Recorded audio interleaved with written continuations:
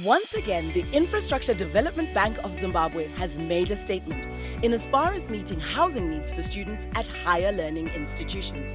Issues of student accommodation are a challenge, and students have been failing to find decent, affordable and secure accommodation. The IDBZ has embarked on coming up with a solution to these student woes.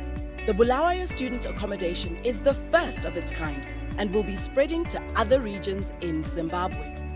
At a groundbreaking ceremony for this pilot project in Bulawayo, IDBZ with various private and public partners made the first of huge strides towards balancing an otherwise unsafe housing scenario for students. I don't stay in this because it's quite expensive in the sense that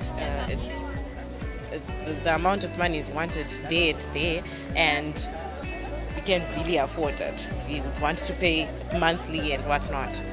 Angihlali lapha areas yenast because akulandawo. Indawo ayikwana ama students wonke. So la ngeke ngithole indawo yokuhlala phandle kufanele esavona.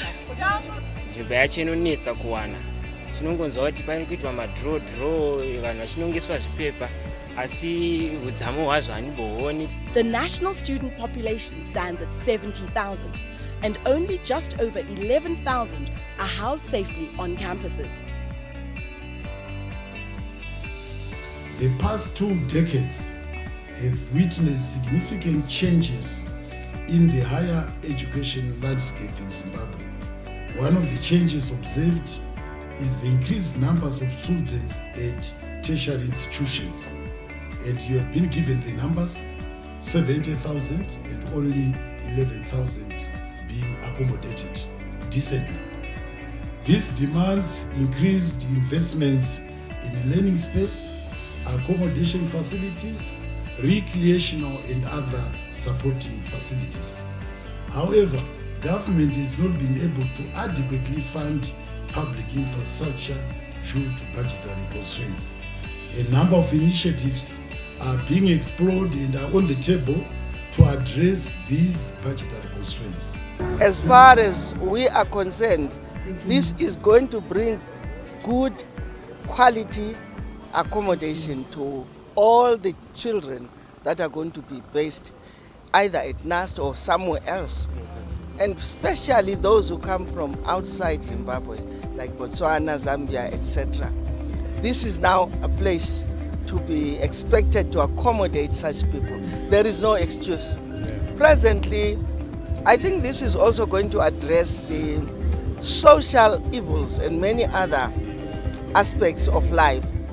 It is also a secure accommodation that gives confidence to the students, because when there's no accommodation, people exploit the students. Our mandate is very clear, very specific. We are to promote development in 5 infrastructure sectors: energy, transport, ICT, water and storage, and housing. Now, this current project falls under the housing sector, so for which we have a mandate. It is both a very good business opportunity and a socially responsible intervention. Again, the figures which I quoted earlier, we have just under 70,000 students in the state universities, and of these only about 11,000 are properly accommodated. So the rest are going through their studies in very difficult living conditions. And of course this has long-term impact in terms of the kind of person you are developing, and also even their outlook to life.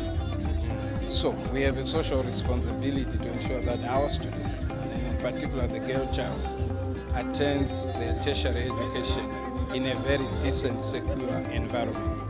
Accommodation will always be a requirement. So the money that is owned by pensioners is better utilized as a resource amongst the people whose parents are actually contributing those pension funds.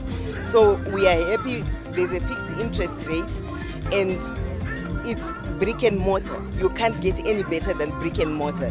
That's really the main motive, let's put it this way.